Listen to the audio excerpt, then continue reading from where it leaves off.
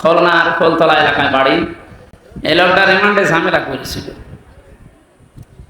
আল্লামা দেলাওয়ার হোসেন সাইদি রহমতুল্লাহ আলাইহে ওনার কণ্ঠ আর একটা যুবতী মেয়ে লোকের কণ্ঠ লাগিয়ে, দুই দিকে কণ্ঠ লাগিয়ে কিভাবে কি উল্টাপাল্টা কথা, যেগুলো শুনলেও ঘৃণা লাগে। মানে স্বামী স্ত্রী যা বলে বিছানায় এরকম কিছু কথা প্রায় 8-10 মিনিট রেকর্ড করে আমার রিমান্ডে শোনাচ্ছে। এই দেখেন আপনার বড় হুজুর কি বলছে। আমার মনে হয় শয়তান পর্যন্ত বিশ্বাস করবে না, অথচ শয়তানরা বিশ্বাস করে। আমারে যখন মাটির নিচে নিয়েছিল, ওখানে মাঝে মাঝে বলতো, দেখো তোর বড় হুজুরকে আমরা জেলখানায় রেখে দিয়েছি, কেউ কিছু ছিঁড়তে পারে না। এদের মুখের ভাষা দেখেছেন? আমি এখন ওদের নামে মামলা দেব, শুধু একটা দুইটা না। আমারে ধরার পরে বলেছিল, আমরা যা বলতে বলছি যদি না বলেন আপনার নামে 50টা মামলা দেব। এরপরও আমার বাবার কাছ থেকে 10 লাখ টাকা নিয়েছে। এই কাউন্টার টেরোরিজমে যারা ছিল ওই সময়, আসাদুজ্জামান, শেখ ইমরান, এরপরে আতিকুর রহমান, ডিসি মান্নান সহ, আমি নাম জানি না অনেকের, কারণ আমার তো চোখ বান্ধা হাত বান্ধা, কিছুই চিনতাম না। ওখানে যে দেখতাম যে জিজ্ঞাসা করে নাম কি, ওই অমুক অমুক বলতো। আমার বাবা সহজ সরল মানুষ, গ্রাম্য মানুষ, আপনাদের এই গ্রামের মতো আমাদের গ্রামে বাড়ি, কুষ্টিয়া জেলার হালসা। এই শয়তানরা 10 লক্ষ টাকা বাবার কাছ থেকে নেওয়ার পরে আবার তারপরের দিন আবার মামলা দিয়েছে, অথচ আমি কিছু জানি না। আমি তো আছি মাটির নিচে রিমান্ডে, এদিকে আমার বাবার কাছ থেকে এভাবে টাকা নিতে আসে। কিছুদিন যাবার পরে শুনলাম যে মামলা আরেকটা দিয়েছে। এবার বলছে যা যা বলতে বলছি যদি না বলেন 50টা মামলা দেব, আর এক একটা জেলায় এক একটা, প্রতিদিন আপনি শুধু ঘোরাফেরা করবেন। অথচ নিজে নিজে আমার মাঝে মাঝে বলতো যে আপনি কিছু জানেন না, তাও জানি, কিন্তু বলা লাগবে। বলেন তো কোন জুলুমে ছিলাম আমি? একা মাটির নিচে ঘর, দুনিয়ার কেউ জানে না কোথায় আছি, আর ওরা ওই শয়তানগুলো সব চারিদিকে 8-10 জন বসা।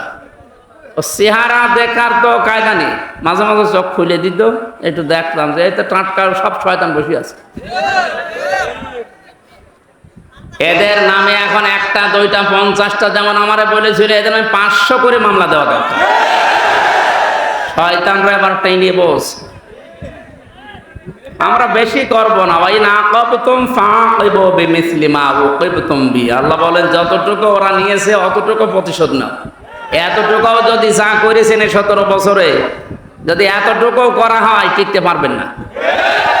তারপরও আমাদের যিনি দায়িত্বে আছেন, আমিরে জামাত, আমাদের মাথার মনি যিনি, ডাক্তার শফিকুর রহমান, ভদ্রলোকের সাথে আমিও 4 দিন ছিলাম জেলখানা, কাশিমপুর কেন্দ্রীয় কারাগারে। লোকটার আচরণ ব্যবহার দেখেছিলাম। উনি যেহেতু ঘোষণা দিয়েছে যে না, অন্যায় ভাবে না, যতটুকু যার জুলুম হয়েছিল অতটুকু নিয়ে বাকিটা মাফ করে দিতে, আমরা মাফ করে দেব, কিন্তু যা করেছিলেন ওটা করার পর। কারণ একেবারে যদি বাবা শাহজালাল সব হালাল এটা করে দে, তো শয়তানরা আবার মাজা তুলে দাঁড়িয়ে আবার আমাদের কষ্ট দেবে। নূহ আলাইহিস সালাম দোয়া করেছিলেন একেবারে শেষে, আর যখন না পারলেন বললেন অকালা নূহ রব্বি লা তাদার আলাল আরদি মিনাল কাফিরিনা দাজ্জারা। হে আল্লাহ, এদেরকে আর জমিনে তুমি দাঁড়াতে দিও না, এদের চিহ্ন পর্যন্ত আর রাখার দরকার নেই, এদের আন্ডা বাচ্চা পর্যন্ত যেন দুনিয়ায় না থাকে। ইন্নাকা ইন তাদারহুম ইয়াউদিল্লু ইবাদাকা ওয়ালা ইয়ালিদু ইল্লা ফাজিরান কাফারা। কারণ এই শয়তান যেটা জন্ম দেবে ওইটা আরেক শয়তান হবে।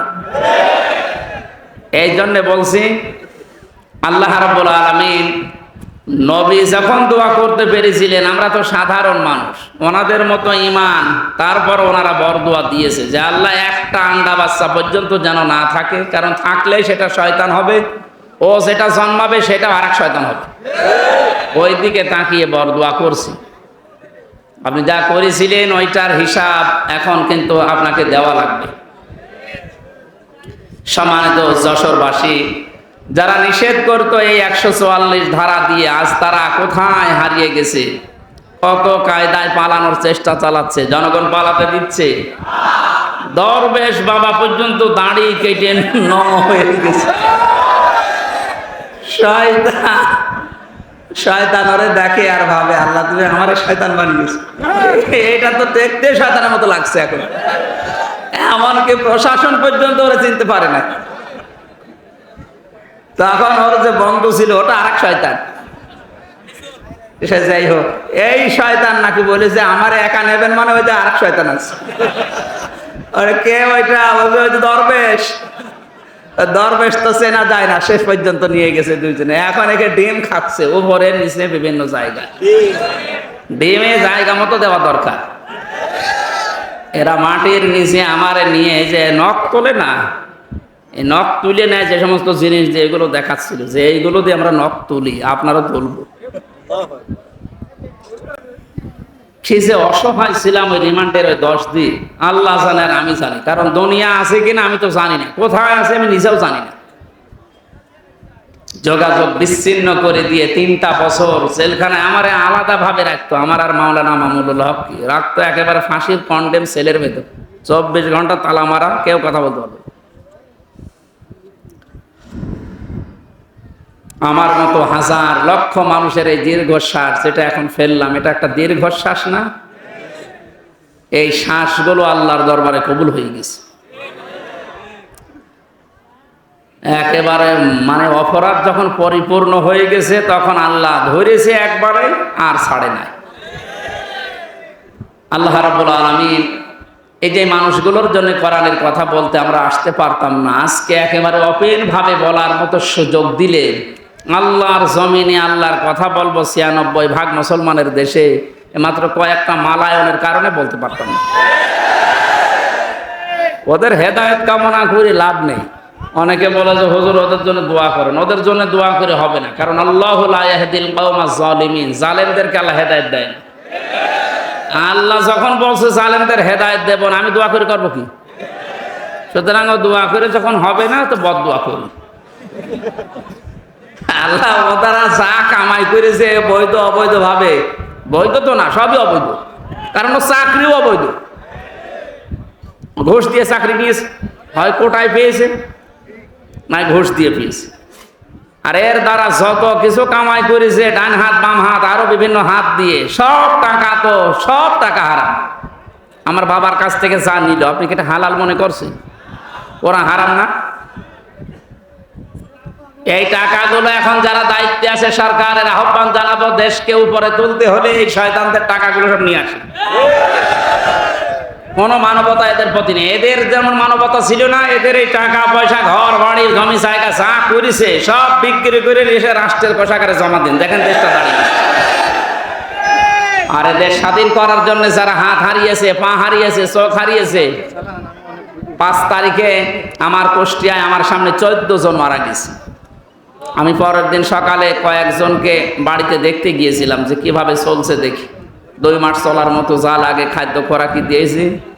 হাসপাতালে যে আমি দেখতে গেলাম, দেখি একজনের হাত নেই, একজনের লজ্জাস্থান নেই, এমন জায়গায় গুলি লেগিয়েছে, লজ্জাস্থান উড়ে গেছে। এই জায়গায় ঠেকিয়ে লাগিয়েছে গুলি, এই বুকে লাগিয়েছে গুলি। এই যে অসহায় মানুষগুলো চিৎকার করছে, হাড় ভেঙে চলে গেছে, 4-5টা হাড় একেবারে ভেঙে গেছে। এখানে কুষ্টিয়ায় হবে না, নিয়ে যাও যশোরে, যশোরে হবে না, নিয়ে যাও ঢাকায়, এভাবে দৌড়াচ্ছে। আমরা আহ্বান জানাবো এই মানুষগুলোর অবদান যেন আমরা অস্বীকার না করি। এই শয়তানদের টাকা পয়সাগুলো এখন সিজ করে এদের পরিবারকে দেওয়া দরকার, তাহলে অন্তত কিছু হলেও মানবতা দেখানো হবে। যে আল্লাহ আমাদেরকে কোরআনে কারিমের এই অনুষ্ঠানে এনে এখন ওপেন ভাবে কথা বলার সুযোগ দিয়ে দিলেন কিতাব থেকে। কি থেকে বলেন তো? আল্লাহ বলেন আপনি তাবলীগ করবেন কোরআনে, অথচ বিশ্বের দিকে আজ তাকান, কোরআনের তাবলীগ করতে গেলে সমস্যা ছিল, আর বাংলাদেশে তো আরো বেশি ছিল। আমি কয়েকদিন আগে মালয়েশিয়া, সিঙ্গাপুর সহ কয়েকটা দেশ থেকে ঘুরে আসলাম। তো ওই সমস্ত দেশে তো, সিঙ্গাপুরে আমার মনে হয় 96% খ্রিস্টান আর বৌদ্ধ, মুসলমান 4%। ওখানে তো কোরআনের কথা বলতে নিষেধ নেই। আর এখানে 96% আমরা মুসলমান বাস করতাম, এরপরও কিতাব থেকে কথা বলতে গেলেই বাধা। হ্যাঁ, আপনি বাবার জীবনী বলেন, অসুবিধা নেই। বাবার জীবনী রং চং দিয়ে বলেন, কোনো অসুবিধা নেই। সে বাবা মরা হোক আর জিন্দা হোক, কথা বলতে গেলে বাধা দিত। কিসের কথা? আল্লাহ এই জন্য ইয়াসিমুকামিনান নাস দিয়েছেন। আমি জানি যে বাধা আসবে, বিভিন্ন সময় কোরআনের কথা বলতে বলতে গিয়ে বাধা এসেছে এবং আসবে। আপনাকে আমি আল্লাহ নিজে সাহায্য করব। ওই আল্লাহ এখন আর নেই। এখনো যদি সত্যি আমাদের ঈমান ওই পর্যায়ে পৌঁছি, আমরা কোরআনের তাবলীগ আরম্ভ করি, দল মত নির্বিশেষে সবাই, আল্লাহর সাহায্য এখনো দেখা সম্ভব। ইন্নাল্লাহা লা ইয়াহদিল কওমাল ফাসিকিন, ইন্নাল্লাহা লা ইয়াহদিল কওমাল কাফিরিন। আল্লাহ বলেন, কাফের যারা সত্যকে জানার পরে গোপন করে রাখে, এরা হচ্ছে এক প্রকার কাফের। কাফের মানে গোপনকারী। কাফের মানে কি? এই জন্য মুসলমানদের ভেতরে অনেক নামধারী কাফের এখন আছে, যারা সত্যকে সত্য জানার পরও এখনো গোপন করছেন। ইহুদি খ্রিস্টানদের টাকা পয়সা খেয়ে সত্যটা বলতে চাচ্ছেন না, আপনি আর এক ধরনের কাফের। গত 2 দিন একটা ভিডিও দেখে খুব মন খারাপ হয়ে গেল। এই যে আহলে হাদিসের নামে এক ভাই, কি রফিক নাকি নাম যেন, কোথা থেকে লেখাপড়া করেছে আমি জানি না, উনি বলছে শহীদ আবু সাইদ, ও শহীদ হয়নি, ও নিজে আত্মহত্যা করেছে। হাজার হাজার মানুষ ওখানে যেয়ে উনি বুক পেতে দিল। আরে ভাই, বুক মানুষ এমনি পেতে দেয়? কত বড় কঠিন অবস্থায় ছিল এই মানুষগুলো, আপনি টের পাচ্ছেন? এই 17 বছর লক্ষ লক্ষ যুবকেরা লেখাপড়া করে 5 ক্লাস ফার্স্ট, এরপরও কোটার কারণে, এই জালেমদের কারণে চাকরি পায়নি। যারা 5 পয়েন্ট হয়ে চাকরি হয় না, 2 পয়েন্টে চাকরি হয়ে যাচ্ছে। গোপালগঞ্জের দৃশ্যগুলো দেখেননি? কি কারবার চলছিল! এই জালেমের সামনে নিজের জীবন দিয়ে জুলুম থেকে মুক্ত করার জন্য উনি জীবনটা দিল, আর আপনি এখন শহীদ বলতে রাজি না? কি আর একবার মরে দেখানো লাগবে?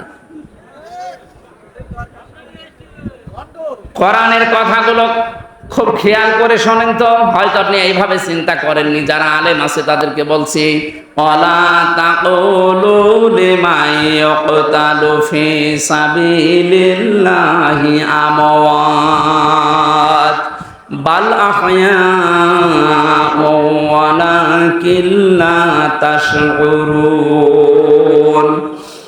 সূরা বাকারা 154 নম্বর আয়াতে আছে, আল্লাহ বলেন, কেউ এ কথা বলবি না। শুধু হামজা বলবি না তা না, শুধু ওই রফিককে আল্লাহ বলেন না, ওই রফিক তুই বলবি না তা না, কেউ বলবি না এই কথা। ওয়ালা তাকুলু, বহু বচন। দুনিয়ায় কোনো মানুষ যেন এ কথা না বলে, লিমান ইয়াকতালু ফি সাবিলিল্লাহি আমওয়াত, যারা আমি আল্লাহর জন্য জীবন দিয়েছে, এই মানুষগুলো মারা গেছে, এ কথা কেউ বলবি না। এ নোটিশ দিয়েছেন কে? কারণ কথা বলে মানুষ কি দিয়ে? মুখ দিয়ে কথা বলে। এই জন্য আল্লাহ মুখের ওপরে নোটিশ দিলেন, কেউ বলবি না দুনিয়ায় এই কথা যে ওরা মারা গেছে। ওরা মারা যায়নি, বালা হায়াউন, বরং ওরা জিন্দা, জীবিত। ওয়ালাকিন লা তাশউরুন, কিন্তু তোরা টের পাস না। এই কথাটা আমি বানালাম। বলেন, শহীদ এই শব্দটা যে কত উঁচু শব্দ, কত দামি শব্দ, আপনি টের পাননি? তাই আপনি তো কোনা চেবেন, কোনার ভেতরে থাকেন, বলে আমরা কি কোরআনের কথা বলি না? আরে বেটা, কোরআনের কথা বলেছিল শহীদ আল্লামা দেলোয়ার হোসেন সাঈদী, 13 বছর জেলখানায় কাটিয়েছে। কোরআনের কথা বলেছিল আমাদের ইমাম আবু হানিফা, 8 বছর জেলখানায় কাটিয়েছে। কোরআনের কথা যারাই বলেছে তাদের জীবন পড়েন। সাইয়্যিদ কুতুব রহমাতুল্লাহ আলাইহি শহীদ, কোরআনের কথা বলার কারণে জেলখানায়, ফাঁসির মঞ্চে গেছে, জেলখানায় বসে তাফসিরে ফি জিলালিল কোরআন লিখেছে। কোরআন একদিকে কথা বললে জালেমরা জেলে দিয়ে জুলুম করে, হত্যা করে, মেরে ফেলে। এই যে আল্লামা দেলোয়ার হোসেন সাঈদীর নামের আগে আপনি শহীদ লিখেছেন, এটা খেলা করার জন্য না। কারণ অনেকেই বলছে উনি মারা গেছে। কে বলেছে মারা গেছে? ওনাকে মেরে ফেলা হয়েছে। উনি আমার পাশের ছেলে ছিল, উনি 1 নম্বরে, আমি 4 নম্বরে। হুজুর সাথে একদিন দেখা হয়েছিল 10 মিনিটের জন্যে। যেদিন ওনারে নিয়ে যায়, আমি তো ওই সময় জানি না উনি মারা গেছে। পরের দিন সংবাদ পেলাম। পাশাপাশি জেলে, কিন্তু সংবাদের কোনো মাধ্যম নেই, কেউ বলেও না যে উনি মারা গেছে। পরের দিন পেপার আসলো, দেখলাম উনি মারা গেছে। পরবর্তীতে বাইরে আসার পরে যে ভিডিওগুলো দেখলাম, ওনাকে যখন নামায় গাড়ি থেকে যে একটা হাসি দিয়েছিল, এই হাসি দেখেই বোঝা যাচ্ছে যে ওনাকে অবশ্যই মেরে ফেলা হয়েছে। এই সত্যটা প্রকাশ করার জন্য যে ডাক্তার দায়িত্বে ছিল কোলাঙ্গার, এই মোস্তফা জামানকে একটু নিয়ে আসেন তো দেখি, এমনি সব বেরিয়ে যাবে। এই জন্য উনি মারা গেছে কথা জীবনও বলবেন না, ওনাকে মেরে ফেলা হয়েছে। ওই জেলের যখন দায়িত্বে ছিল জেলার সোফার, তারা এখন সব সত্য কথা বলে ফেলছে, কারণ ভয় এখন আর নেই। জালেম সব বিদায় নিয়েছে, এখন সব সত্য বেরিয়ে যাচ্ছে। ওরা বলছে ওনারা আমাকে যেদিন নিয়ে যাবে সেদিন বলেছিল একটু সই করেন, আপনাকে আমরা মুক্ত করে দেব নির্বাহী আদেশে। এ কথা শোনার পর একটা হাসি দিয়েছিল যে না জানি এতদিন পরে আমার পরিবারের তো লোক, আমার অনুসারী যারা, আমার কলিগ যারা, আমার সাথে যারা ইসলামী আন্দোলন করে, অন্তত তাদের সাথে আমার দেখা হবে, এই জন্য তিনি হাসি দিয়েছিলেন। এই মিথ্যা কথা বলে সই করিয়ে নিয়ে বের করে সে ইনজেকশন পোষ করে মেরে ফেলেছে। নবীজি জানিয়েছেন, কেউ যদি পাহাড় থেকে পড়ে মরে যায় ও শহীদ, কেউ যদি পানিতে ডুবে মরে যায় ও শহীদ, কেউ যদি আগুনে পুড়ে মারা যায় ও শহীদ। বানালাম, শোনেননি কোনোদিন? আগুনে পুড়ে মরে গেলে যদি শহীদ হয়, অ্যাক্সিডেন্টে মারা গেলে যদি শহীদ হয়, তাকে একেবারে সরাসরি আপনি মেরে ফেললেন, সব বের হবে ইনশাল্লাহ। এই জন্য শহীদ এই শব্দটা যার তার নামের আগে লাগাবেনও না। কোন জালেমের আগে এই শব্দ লাগানো জায়েজ নেই, কারণ শহীদ এটা আমার আল্লাহর বন্ধু। কিয়ামতের দিন যে 4 প্রকার মানুষের সাথে থাকার জন্য আহ্বান জানানো হয় আল্লাহর কাছে, তার ভেতরে শহীদ 3 নম্বরে। আল্লাহ রাব্বুল আলামিনের জন্য সকল মানুষের মুখের উপরে নোটিশ দিয়েছেন, এই কথা কখনো বলবি না যে সাইদি মারা গেছে, না সে শহীদ হয়েছে। আবু সাইদ মারা গেছে এ কথা কখনো বলবে না, কারণ সে জালেমের জুলুমের সামনে জীবন দিয়েছে। এতটুকু আল্লাহ শেষ করেননি, মানুষ যেহেতু মুখ দিয়ে বলতে পারে, এই জন্য মুখের উপরে নোটিশ দেওয়ার পরে আল্লাহ অন্তরের উপরে নোটিশ দিয়েছে। কারণ মানুষ ধারণা করে কি দিয়ে, কথা বলেন না কেন? ওয়ালা তাহসাবান্নাল্লাযীনা কুতিলু ফী সাবিলিল্লাহি আমওয়াতা বাল আহয়াউন ইনদা রাব্বিহিম ইরযাকুন। এটা সূরা আলে ইমরানের 159 নম্বর 69 নম্বর আয়াতে আছে। 4 নম্বর পারার 11 নম্বর পৃষ্ঠা 7-8 নম্বর লাইনে আছে। তাফসীরে ফি জিলালিল কোরআনে পাবেন। আল্লাহ পাক বলেন, ধারণাও করবি না যারা আমি আল্লাহর জন্য জীবন দিয়েছে, এই ধারণা করবি না যে ও মারা গেছে। মুখ দিয়ে বলা নিষেধ, ধারণা করাও। এক কথা বলো না কেন? ধারণা করবি না কেন? বলা হইয়াউন, বরং তারা জীবিত, জিন্দা, ইনদা রাব্বিহিম ইরযাকুন, তারা তবে রবের কাছে রিজিক পাচ্ছে। ও যশোরবাসী, মানুষ ঘুমিয়ে থাকলে খাওয়া লাগে, বলেন না কেন? জীবিত থাকলে খাওয়া লাগে, জেগে থাকলে খাবার খেলে মানুষের রক্ত, গোশত, চর্বি, চামড়া এগুলো তৈরি হয়। সুতরাং বাস্তবতা এইটাই, যেহেতু ওনারা জীবন দিয়ে শহীদ হয়েছে, এই জন্য মারা যায়নি, ওনারা এখনো জীবিত, আল্লাহর কাছে খাবার পাচ্ছে, তাও জান্নাতি খাবার। খাবার খেলে মানুষের শরীরে রক্ত তৈরি হয়, এর বাস্তব প্রমাণ আমির হামজা, নবীজির চাচা হযরতে হামজা রাদিয়াল্লাহু তাআলা আনহু শহীদ হওয়ার পর তাকে যখন কবরে দেওয়া হয়, 30 বছর পরে মদিনায় একবার বিশাল ঢল হয়েছিল, ব্যাপক। এ ঢলের কারণে তার কবরটা ভেঙে চলে এসেছিল। পানি দিয়ে রক্তে স্রোত আসছিল পানির ভেতর থেকে। ওই সময় উহুদের ময়দানে হযরতে হামজার সাথে যারা যুদ্ধ করেছিল, এখন তারা মুরব্বী হয়ে গেছে। রক্ত অনুসন্ধান করতে গিয়ে দেখে 30 বছর আগে উহুদের ময়দানে মুহাম্মদ রাসূলুল্লাহর চাচা হযরতে আমির হামজার যেখানে যেখানে কাফেররা আঘাত করেছিল, ওই জায়গা দিয়ে এখন ফেনকি দিয়ে তাজা রক্ত বের হয়ে আসছে। উনি যদি খাবার না খাবে, 30 বছর পরে শরীরে রক্ত আসলো কোথা থেকে বলেন? 30টা বছর কবরে আছে, এরপরও ফিনকি দিয়ে রক্ত বের হচ্ছে ওই জায়গাগুলো দিয়ে। তার মানে আল্লাহর কোরআনের আয়াত 100 ভাগ সত্য, যে উনি জীবিত এবং শহীদরা আল্লাহর কাছে আল্লাহ নিজে তাদেরকে খাওয়ান। এই জন্য যারা একথা বলছেন, আজ মানুষের ভিতরে বিভ্রান্তি ছড়াচ্ছেন, অবশ্যই আপনি কিছু না কিছু মনে হয় খেয়েছেন। ইহুদি খ্রিস্টান দাদা বাবুদের কাছ থেকে কিছু হয় খেয়েছেন, নাই গাঁজা খেয়েছেন। তাও যেমন তেমন গাঁজা না, মেয়াদ উত্তীর্ণ গাঁজা। তাছাড়া এই কথাকে বলতে পারে ও কিসের আলেম হয়েছে আমি তো বুঝি না। কোরআনের স্পষ্ট আয়াত এগুলো, সূরা বাকারার 154 নম্বর আয়াত, সূরা আলে ইমরানের 169 নম্বর আয়াত। আরো দেখানো লাগবে আপনাকে, 93টার উপর আয়াত আছে শুধু শহীদদের মর্যাদার কথা বলতে গিয়ে আল্লাহ। আর তারা এখন উল্টাপাল্টা ছড়াচ্ছে। এই যেহেতু টাকা পয়সা পাচ্ছে, কারণে জালেমদের তো টাকার অভাব নেই। কোটি কোটি টাকা এখনো বিভিন্ন জায়গায় জালেমদের আছে, ওই টাকাগুলো এই জালেমদের দেশ, কারণ এগুলো আর একটা জালেম। কোরআন যারা গোপন করে এরা আল্লাহর কাছে সবচাইতে বড় জালেম। এটা তো আমি বানালাম নাকি? ওমান আযলামু মিম্মান কাতামা শাহাদাতান ইনদাহু মিনাল্লাহ ওয়ামাল্লাহু বিগাফিলিন আম্মা তা'মালুন। সূরা বাকারা প্রথম নাম্বার পারা 20 নাম্বার পৃষ্ঠার 13 নাম্বার লাইনের 140 নাম্বার আয়াতের প্রথম অংশে আছে। আল্লাহ পাক বলেন, বড় জালেম দেখতে চাও দুনিয়ায়, আমেরিকায় যাওয়া লাগবে না, ভারতে যাওয়া লাগবে না, সব চাইতে বড় জালেম আমি আল্লাহর নিকটে। আসলাম ইসমে তাফজিল, এর চাইতে বড় শব্দ আর নেই, এটা সুপারলেটিভ ডিগ্রি।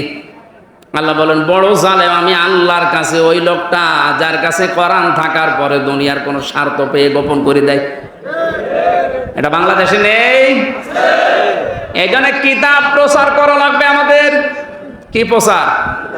সব দল মত বাদ দিয়ে যদি কিতাব প্রচার করতে পারতাম, বাংলাদেশে যেমন ইসালে সাহাবে বাধা দেয়নি, ওরস শরীফে বাধা দেয়নি, মিলাদ শরীফে বাধা দেয়নি, নওরোজ শরীফ হয়, খসরত শরীফ হয়, গোসল শরীফ হয়, কোনো বাধা নেই, তাহলে তাফসিরুল কোরআন মাহফিলেও কোনো বাধা আর থাকবে না।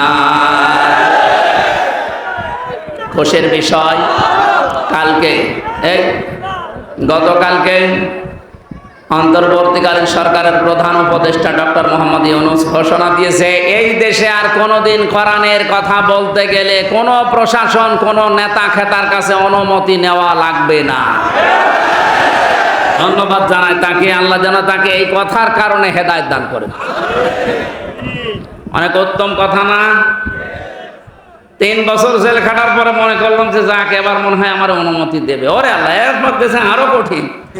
আমার কুষ্টিয়ার যে আল্লাহর ওলি ছিল মাহবুবুল আলম হানিফ, এই লোকটাই হাইব্রিড। আমি জেলখানায় যখন ছিলাম, আমার পরিবার নাকি ওনাকে বলেছিল যে আপনি ধরিয়ে দিলেন, আপনি বলে না, আমার হাইব্রিড নেতা বলেছে ওর কোনো বের হওয়ার সুযোগ নেই। আপনি তো হাইব্রিডই। এখনো যে পজিশন কুষ্টিয়ায়, আমার মনে হয় এখন তো আরো 100 ভাগ। এর আগে এই 17 বছরও যদিও আমার সাথেও ভোটে দাঁড়াতো, ফেল করত, আর সে বারবার এমপি হয়ে যায় বিনা ভোটে, রাতের ভোটে।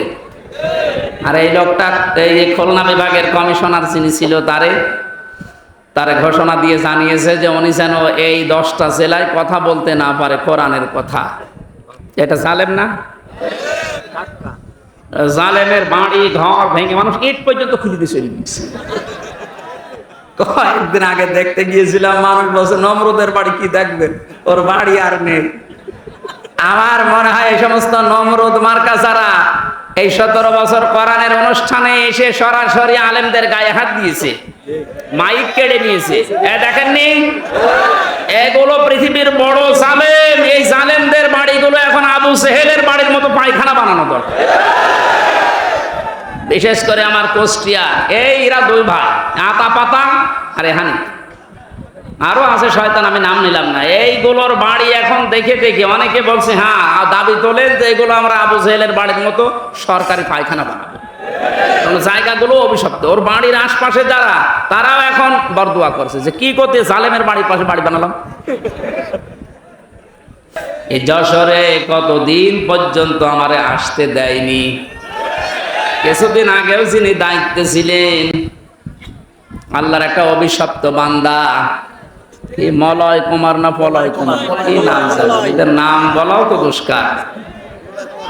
এ বহু তাফসির মাহফিলে যশোরে আমির হামজা নাম দেখলে 144 ধারা দিয়ে দিত, এখন আল্লাহ ওরে 144 ধারা দিয়েছে। ওরে যদি সত্যিই কেউ পায় পিটিয়ে মেরে ফেলবে। আমি 3 বছর ছিলাম জেলখানা, রিমান্ডে যতদিন ছিলাম, এই খুলনার এক, আমি নাম নিতে ওদের ঘৃণা করি, কি শেখ লাগানো আছে আগে আর পরে, সে যাই হোক, এ আসল শেখ না, এ চাকরি নেওয়ার জন্য আর এই পদ বাড়ানোর জন্য শেখ লাগিয়েছে। জালেমের এই জুলুম নিঃশেষ করে ইসলামের একটা সূর্য উঠতে যাচ্ছে বাংলাদেশে। যে যুবকগুলো নিজের জীবন পর্যন্ত দিয়ে গেলেন, আল্লাহ ওই যুবকদেরকে শাহাদতের সর্বোচ্চ মাকাম যেন দান করে। ইহুদি খ্রিস্টান সহ দাদা বাবুদের টাকা পয়সা খেয়ে অনেকে এখন উল্টাপাল্টা কয়েকদিন ধরে বলতেছে, শহীদ আবু সাইদ, শহীদ মুগ্ধ, শহীদ আবু রায়হান সহ পুলিশের এই পিছন ভ্যান থেকে যে উপর থেকে একটা ছেলেকে ফেলে দিয়েছিল, শহীদ ইয়ামেন, এখনো শহীদ হয়নি মনে হয়, শহীদ হয়ে গেছে। এই দৃশ্য দেখে তামাম দুনিয়ার মানবতা কান্না করেছে। কি অবস্থা বলেন তো, উপর থেকে মনে হচ্ছে কুকুরের বাচ্চা ফেলে দিচ্ছে। এরপরও জীবন পর্যন্ত দিয়ে যারা আমাদেরকে এই স্বাধীনভাবে চলাফেরা করার একটা পরিবেশ দিয়ে গেলে, তাদের রুহের মাগফিরাত কামনার জন্য এলাকার যুবকেরা এই আয়োজনে আঞ্জাম দিয়েছে। আপনাদেরকে নিয়ে আমরা খুশি, আমরা খুশি হয়ে আল্লাহর কাছে দোয়া করব। ওয়াকালা রাব্বুকুম উদউনি আস্তাজিব লাকুম, তিনি জানিয়েছেন আমার কাছে দোয়া করো, আমি ডাকের সাড়া দেব। যশোরবাসী, কোরআনের যে মেসেজটা দেওয়ার জন্য পর্যন্ত আসলাম, তাহলে কোরআন আজকে থেকে প্রচার করা লাগবে, দল মত নির্বিশেষে, এটা দায়িত্ব মনে করে। এটা কিন্তু নামাজের মতো ফরজ একটা কাজ। আমি আবার একটা কথা স্মরণ করাচ্ছি, 17 বছর যারা তাফসির মাহফিলে, ওয়াজ মাহফিলে, কোরআনের অনুষ্ঠানে আলেমদের মাইক কেড়ে নিয়েছে, বাধা দিয়েছে, অনুমতি দিতে চাইনি, একটাকেও কোনো মাফ নেই, কোনো ছাড় নেই। এদের অর্থ সম্পদগুলো এখন কোরআনের প্রচারের কাছে ব্যয় করবেন, আর এদের ওই বাড়ি ঘর জায়গা জমি যেগুলো আছে ওগুলো তো অভিশপ্ত জায়গা, ও জনগণের জন্য টয়লেট বানানো লাগবে। এইটাই হবে উত্তম বিচার, কারণ ও জায়গায় কেউ মানে বসবাস করতেও চাইবে না, কারণ জায়গাটা অভিশপ্ত। আমরা হজে গিয়েছিলাম, একটা জায়গা আছে, ওই জায়গা থেকে পেছন থেকে আওয়াজ দেওয়া হয় যারা মুআল্লিম, বলে এই জায়গা তাড়াতাড়ি পার হন, এটা গজবের জায়গা। তাহলে গজবের জায়গা তাড়াতাড়ি পার হওয়া দরকার। এই গজবের জায়গাগুলো আবু জেহেলের বাড়ির মতো টয়লেট বানানো দরকার। এমনকি সর্বোচ্চ গজবের জায়গা যেটা এদেশে মানুষ ভেঙে আগুন ধরিয়ে পুড়িয়ে দিয়েছে, ওই জায়গাটাও এখন টয়লেট বানানো দরকার। আমি কাবা শরীফ তাওয়াফ করার পরে উপর দিয়ে ঘুরছিলাম, হঠাৎ করে পুলিশ আমারে, আমি বললাম ভাই এতক্ষণ তো ভালো ছিলাম, এখন আমার পেটে ব্যথা করছে। আমারে বলে ইয়া হাজিউল হুজ্জাত আইনা বিলাদুকা, হাসি দেশ কোথা? যে তুমি বাংলাদেশ, বাংলাদেশ থেকে এসেছি। ওনার ভাষা দিয়ে আমারে বলছে আপনি জানেন না এটা কোন জায়গা? না তো। যে আবু জেহেলের বাড়ি, আপনি এখনো পায়খানা না করে দাঁড়িয়ে আছেন, তাড়াতাড়ি করে। আরে আল্লাহ, পায়খানা করে দেখি আমার পেটের ব্যথা ভালো হয়ে গেছে। তার মানে এই বাড়িগুলো এখন ওই রকম অভিশপ্ত, ওখানে গেলে কিছু না করলে পেটের ব্যথা ভালো হবে না। সে 32 নাম্বার বলেন আর 16 নাম্বার বলেন আর 48 নাম্বার বলেন, এই সমস্ত জায়গাগুলো এখন পায়খানা বানানো সব জনগণের দাবি। এখান থেকে জুলুমের সূচনা হয়ে সারা দেশে ছড়িয়েছে। কথা বলেন, আপনার এখনো জালেমদের প্রতি সিম্পিতি কাজ করে, তাহলে ব্যারিস্টার আরমানের স্ত্রীর কাছে আপনি কি জবাব দেবেন বলেন? এই আয়না ঘর বানিয়েছে মানুষগুলো, অনেকে মনে করে আয়না ঘর মানে চারিদিকে আয়না দেওয়া। কিসের আয়না? আমি ওই 10 দিনে কোনো আয়না কিছু পাইনি, এমন একটা ভয়ঙ্কর জায়গায়। আমান আজমের স্ত্রী অন্য জায়গায় শেষ পর্যন্ত বিয়ে করে ফেলেছে গত বছর। কি জবাব দেবেন তার স্ত্রীর কাছে? এখন আপনি জালেমের পক্ষে কথা বলেন। কিছুই যদি না করা যায়, অন্তত আয়না ঘর যারা বানিয়েছিল আর এর সাথে যারা জড়িত, তাদের এই এক অপরাধের কারণে ফাঁসি দেওয়া কোনো ব্যাপারই না। কত বড় জুলুম একটা, দুনিয়ায় বেঁচে থাকতেও জানে না যে আমি বেঁচে আছি কিনা। কখন জোহর হয়, কখন আসর হয়, কখন দিন হয়, রাত হয়, কিচ্ছু বোঝা যায় না। আপনি মানুষ, এখনো পর্যন্ত বলে যে আমি কি করেছি যে আমি পালিয়ে যাব। কি করেছে সামনে আয়। কি করেছি তোরে আমি নিয়ে ওই জায়গায় তো মাত্র খালি তো 8 বছর না, শুধু 8 দিন আটকিয়ে রাখবো, এমনি মরে যাবে। এই খেলা হবে যে লোকটা বলেছিল এই কাওয়ারে নিয়ে ওখানে আটকে রাখা শয়তান। এখনো পর্যন্ত বলে আমরা কি করলাম যে আমাদের পদত্যাগ করা লাগবে। আপনি টের পাচ্ছেন না? টের পাচ্ছেন? আপনি আয়না ঘরে চলেন, আপনি ডিবি অফিসে চলেন। আহ্বান জানাচ্ছে, এটা যেহেতু রেকর্ড হচ্ছে, বাংলাদেশে শুধু ওই ডিজিএফআই এর যে আর্মির নিচে ওই মাটির আয়না ঘর না, এই শুধু এই কাউন্টার টেরোরিজম এই ডিবি অফিসে না, বাংলাদেশের বহু জেলাতে এখনো গোপালগঞ্জ সহ অনেক জায়গায় আয়না ঘর আছে। এই জায়গায় এখনো মনে হয় মানুষজন আছে, যদি খোঁজ নেওয়া যায় পাওয়া যাবে। যারা আছে তাদেরকে এই মুহূর্তে মুক্ত করার দাবি জানাচ্ছি। এর চাইতে মানবতা বিরোধী অপরাধ আর হয় না। আল্লাহ আমাদের সম্মতি দান করুন। কোরআন প্রচার করতে গেলে গোপনকারী আল্লাহর ভাষায় জালেম। আমরা জালেম হতে চাই? সুতরাং তেলাওয়াতকৃত আয়াতটা সামনে রেখে, যেহেতু তাফসীর লিখেছেন, হক আদায় করার একটু চেষ্টা চালাচ্ছি। সব বাদ দিয়ে দিলাম। আপনারা তাফসীরে ফি জিলালিল কোরআন আর ইবনে কাসির এই দুইটা একটু যদি পান, সূরা আরাফের এই প্রথম 1, 2, 3 আয়াত একটু দেখে নেবেন, তাহলে আমার এই কথাগুলোর অর্থ খুঁজে পাবেন। সূরা আত-তাওবা 111 নম্বর আয়াত, একটা মাত্র আয়াত পড়েছি। দেখি আমরা আয়াতের ভেতরে কি পাই। জবান খুলে পড়েন। এই একটু বসেন। আপনারা অনেকক্ষণ বসে আছেন, অনেকের বিভিন্ন জায়গায় যেতে মনে পড়ছে না। আর একটু সময় দেওয়া যাবে না? আউযু বিল্লাহি মিনাশ শাইতানির রাজিম। বিসমিল্লাহির রহমানির রহিম।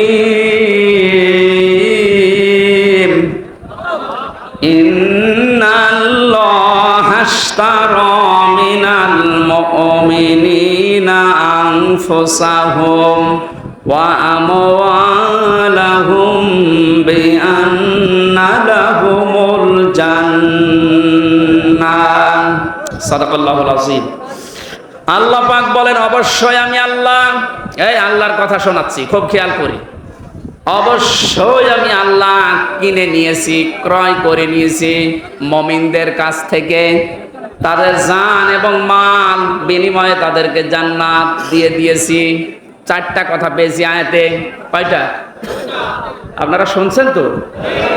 এখানে সরাসরি কিনা বেচা চলছে। কিনতে চাচ্ছেন কে? তাহলে এখানে ক্রেতার নাম কি বলেন? আরো জোরে বলেন। বিক্রেতাকে? না না, আমরা না, মুমিনরা। কারা? এ বেনজিরের সম্পদ আল্লাহ কিনবে? এক কথা বলুন। যার সম্পদ সবই তো অবৈধ। এ পলকের সম্পদ কিনবে? এ পলয়ের সম্পদ কিনবে? আল্লাহ এই জন্য মিনাল মুমিনিনা দিয়েছেন। যার তার কাছে আল্লাহ কিনতে চান না, কারণ যেটা দিতে চাই এটা তো দুনিয়ার কোনো সাধারণ জিনিস না, এটা জান্নাত। সে জান্নাতের একটা শিকের মূল্য তামাম বিক্রি করলে হবে না, এরকম একটা দামি জিনিস দিয়ে আল্লাহ কিনতে চাচ্ছেন। সবারটা না। মিনাল মুমিনিনা না দিয়ে আল্লাহ যদি মিনাল মুনাফিকিনা দিত, তাহলে এদেশে সবারটা আল্লাহ কিনতো। কথা বলেন না কেন? এই জন্য আল্লাহ কিনতে চান সরাসরি মুমিনেরটা। কারটা? এদেশে মুমিন এখন কম না বেশি? দিন দিন বাড়তেছে। 5 তারিখ পর্যন্ত মুমিন মাত্র এই দেশে কোরআন আর হাদিস অনুযায়ী মাত্র 20% ছিল। এই 5 থেকে আজ 21, এই কয়দিন? এই 16 দিনে অলরেডি একটা জরিপ পেলাম, 35 ভাগের উপরে মানুষ এই দেশে আছে এখন যারা ইসলাম রাষ্ট্রীয়ভাবে চাচ্ছে। যেভাবে শুরু হয়েছে আমার তো মনে হচ্ছে এভাবে যদি কিছুদিন চলতে থাকে 51 ভাগ তৈরি হতে আর বেশি দিন লাগবে না। কারণ এটা কোরআনের নির্দেশ। আরাইতান নাসা ইয়াদখুলুনা ফি দীনিল্লাহি আফওয়াজা। হে নবী, আপনি যখন দেখবেন যে আল্লাহর সাহায্য এসে গেছে, বিজয় তখন পাবেন, আর বিজয় হলে দলে দলে মানুষ ইসলামে প্রবেশ করবে। শুধুমাত্র ডাক্তার মতিউর রহমান এবং আলেমদের একামতে দিনের দায়িত্ব যারা পালন করে, এই কর্মী, এই খাদেমদের একটু চেষ্টার কারণে আমরা চর্মচোখ দিয়ে দেখতে পাচ্ছি এই দেশে আজ দলে দলে মানুষ বুঝে ইসলামে প্রবেশ করছে। এমনকি জালেমদেরও যারা সাপোর্ট করতো তারা বলছে না, ভুল হয়ে গেছে, তারা এখন ইসলামে আসতেছে। এই হিসাবে 35 ভাগ প্রায় হয়ে গেছে। 51 ভাগ যদি হয়ে যায় এই দেশটা একটা রোল মডেল হয়ে যাবে। কোরআনের কথা কখনো মিথ্যা হবে না। চর্ম চোখে আমরা দেখতে চাই যে এই কোরআন দিয়ে বাংলাদেশ চলছে। এই 16 দিনে যদি 20 থেকে 35-15 ভাগ বেড়ে যায়, আর 20 দিন সময় দেন, 51 ভাগ পার হয়ে যাবে ইনশাআল্লাহ।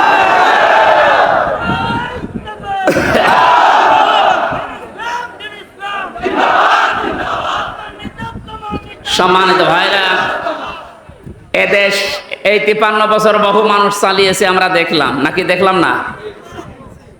কি বাবা চালিয়েছে, স্বামী চালিয়েছে, বউ চালিয়েছে, ভাবি চালিয়েছে, আরো যা বলেন চাচাও চালিয়েছে 9 বছর।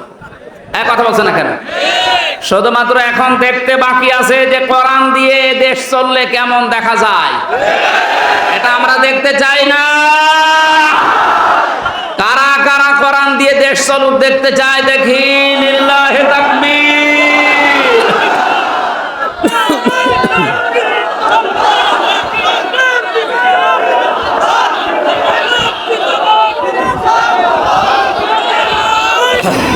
আলহামদুলিল্লাহ।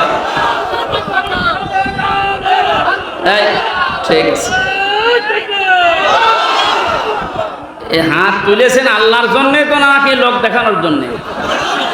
এটা যেন আল্লাহর জন্য হয়। সামনে সময় আসলে আপনি এই হাতটা দেখাবেন যে আমি হাত তুলেছিলাম, কোরআন যেন কায়েম হয়। কোরআন তো ফেরেশতারা এসে কায়েম করে দিয়ে যাবে। বলেন, অন্যান্য ধর্মের যারা আছেন অনেকে ভয় পান যে আমাদের কি হবে। কি হবে মানে আপনারা আরো আরামে থাকবেন। যে জুলুমের শিকার হয়েছিলেন, জালেমরা মন্দির ভেঙে দোষ দেয় মুসলমানদের। সুতরাং এইটা আর হবে না যদি এইটা থাকে। আল্লাহ বলেন কোন হিন্দুর দেবতাকে পর্যন্ত গালি দিবা না। যেখানে দেবতাকে গালি দেওয়া নিষেধ সেখানে মন্দির ভাঙা জায়েজ হবে? এটা আপনি কায়েম করতে দেন এই দেশে। আপনি অন্য ধর্মের তাই কি আপনি এটার পক্ষে আসেন, আপনিও নিরাপদে থাকবেন ইনশাআল্লাহ। ডাক্তার শফিকুর রহমান আজকে ঘোষণা দিয়েছে, কোরআনে কারিম যদি সত্যি এই দেশে কায়েম হয়, মেয়েরা যে উল্টাপাল্টা ধারণা করে ধারণা একটাও থাকবে না, সবচাইতে বড় নিরাপদে থাকবে তারা। মেয়েদের কোনো গ্যারান্টি পাওয়া যাচ্ছে না, নিরাপদে থাকবেন আপনারা। এই জন্য ওই জায়গায় যদি যেতে হয় 100 জনের 51 জন মানুষ লাগবে। 100 জনের কতজন? 51 জনের ভেতরে যদি এই যশোর, কেশবপুর, মনিরামপুরে কেউ আসে, ফিরিয়ে দেবে? অবশ্যই আপনাকে চেষ্টা করা লাগবে। আপনি এইটার পক্ষে আছেন, কারণ এইটা যদি ওখানে যায় আপনি নিরাপদে থাকবেন মায়ের কোলে শিশুর মতো। আল্লামা দেলাওয়ার হোসেন সাইদি রহমতুল্লাহ আলাইহি, ওনার এলাকায় যখন তাফসির মাহফিলে যেতাম পিরোজপুরে, হিন্দুরা পর্যন্ত, আমি তো যেতাম ওই সময় বাসে অথবা এ করিমন নসিমন, এই সময় গাড়ি তো ছিল না। ওই সময় যে রিকশায় উঠতাম, ভ্যানে উঠতাম, হিন্দুরে জিজ্ঞাসা করলে বলতো আমরা আসি এই মাওলানা থাকাকালীন মায়ের কোলে যেমন শিশু থাকে ঠিক ওই রকম আছে। একটা হিন্দু যদি আলেমের পক্ষে কথা বলতে পারে, অথচ এই দেশের বহু মুসলমান নামধারী জালেম এই আলেমের ফাঁসিস। তার ভেতরে অবৈধ বিচারপতি মানিক একজন, শাহরিয়ার কবির একজন, জাফর ইকবাল। এক কথা বলছে না কেন? এগুলো মানুষ নামে কলঙ্ক না? আজকে এই শয়তানদের নামে দেখলাম কে যেন মামলা দিয়েছে। একটা দিলে হবে না, এদের নামে 1000 করে মামলা দেওয়া লাগবে। বহু শয়তানি করেছে এই 17 বছর। ব্যারিস্টার সুমন তো মানুষের ভেতরে পড়ে, এটা ধোঁকাবাজ। 3 তারিখ 2 তারিখ পর্যন্ত বলছিল জীবন গেলেও পালাবো না, 4 তারিখে পালিয়েছে। কি শয়তানের শয়তান! এখন বাইরে যে লাইভ করছে যে আমার ভুল হয়ে গেছে, আমি মাপ চাই। কিসের মাপ? তুই এদিকে আয়, তোর গোড়া থেকে কেটে বাদ দেওয়া হবে। তুই যে কত বড় শয়তান! সম্মানিত ভাইরা, এই জন্য আল্লাহ যার তার তা যেহেতু কিনতে চাচ্ছেন না, আমাদের আগে মুমিন হওয়া লাগবে। কি হওয়া লাগবে বলেন তো? নবীজিকে প্রশ্ন করা হয়েছে, হে নবী, মুমিন আমি বসবো কি করে? আল্লাহর নবী বলেন, ইদা সাররাতকা হাসানাতুকা ওয়া সাতকা সাজ্জিয়াতুকা ফাহুয়া মুমিন। তোমার যখন ভালো কাজগুলো আনন্দ দেবে, যে আমার ভালো লাগছে, ভালো কাজ করলে আমার আনন্দ লাগে, আমি সুখ পাই। আর অন্যায় কাজ দেখলেই তোমার কষ্ট লাগবে, জালেমদের কথা বললেই তোমার কাছে কষ্ট লাগবে, তখন বুঝবে যে তোমার ভিতরে ঈমান আছে। সুতরাং আজ আপনি ঈমান আছে কিনা কাবা শরীফের ইমামের কাছে জিজ্ঞাসা করা লাগবে না, নিজের কাছে জিজ্ঞাসা করেন। ভালো কাজ দেখলেই ভালো লাগবে, অন্যায় দেখলে আপনার কাছে কষ্ট লাগবে, বুঝবেন আপনার ছিটা ফোটা হলেও ঈমান আছে। আর যদি ভালো কাজ দেখলে আপনার আর রাগ হয়, অন্যায় কাজ দেখলে যদি আপনার কষ্ট না লাগে, আপনি হজ করতে পারেন, এ দরবেশের মতো আপনার ঈমান নেই। আমি 16 সালে হজে গিয়েছিলাম, ওই সময় শুনেছি দরবেশ কাবার পাশে ওই যে টাওয়ার আছে, ওই টাওয়ারে আছে। এই যে এবারও গিয়েছিলাম ওমরায়, শুনলাম দরবেশ নাকি ওখানে আছে, একেবারে সব সময় কাবার পাশে টাওয়ারে থাকে, সময় কাবা দেখে।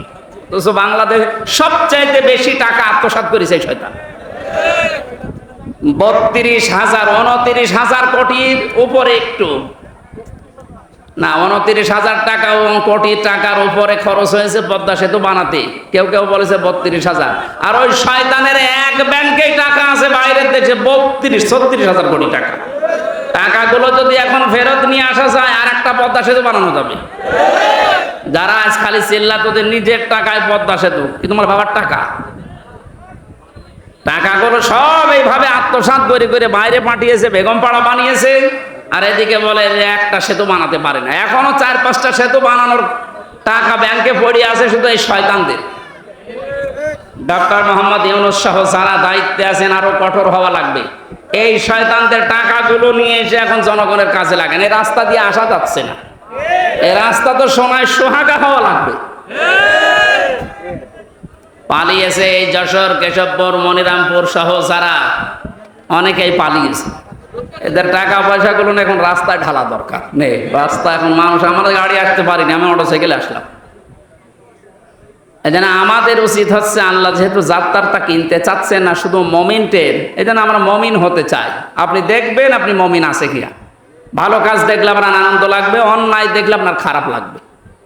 প্রথমে আল্লাহ কিনতে চেয়েছেন দাম হিসাবে, যেটা আপনি দিয়ে কিনবেন তার 1 নম্বরে আনফুসাহুম ওয়া আমওয়ালাহুম, জান এবং মাল। জান কিনতে চান আল্লাহ। যেহেতু আল্লাহ পাক নিজে এখানে ক্রেতা, অবশ্যই তিনি দেখে শুনে কিনবেন। পচা, অবৈধ, নাপাক এরকম জিনিস কিনবেন। এই জন্য আমাদের জীবন যেন নাপাক হয়ে না যায় জালেমদের মতো, আমাদের জীবন যেন অবৈধ হয়ে না যায়, আমাদের জীবন যেন উল্টা পাল্টা লাইনে চলে নষ্ট হয়ে না যায়, পয়সে না যায়। পাক পবিত্র তাজা টাটকা জীবন আমরা তৈরি করতে চাই। জীবন যদি কেউ পবিত্র করতে চায় তাহলে 2টা পদ্ধতি আছে। 1 নম্বরে তার জীবনে কোরআন থাকা লাগবে, 2 নম্বরে তার জীবনটা রাসূলের পাবন্দি হওয়া লাগবে। 2 নম্বরে আমওয়ালাহুম, তার মাল আল্লাহ কিনতে চায়। মাল মানে যেটা পালিয়েছে, আবুল কালাম, কি নাম জানো? আবুল মাল, কামাল। আবুল মাল তো কবরে, আবুল মাল আর কামাল না। আমার আল্লাহ যেটা জানিয়েছেন, মালের ব্যাখ্যা আমি পেয়েছি তাফসিরে 5 প্রকার। এই পৃথিবীতে সর্বোত্তম মালের পরিচয় দিয়েছেন রাসূলুল্লাহ। আদ-দুনিয়া কুল্লুহা মাতাউন ওয়া খায়রু মাতাউদ দুনিয়া ইমরাতুস সালিহা। নবীজি বলেন পৃথিবীর সবকিছুই সম্পদ, এর ভেতরে উত্তম সম্পদ, উত্তম মাল হচ্ছে এই পৃথিবীর নেককার আল্লাহওয়ালা মেয়ে মানুষ। মেয়ে মানুষ আল্লাহ হওয়ার জন্য শুধু বোরকা পরা, নামাজ পড়ায় শেষ না, পারিবারিক জীবনে তাদের আচরণ হবে মা ফাতিমাতুজ জোহরার মতো।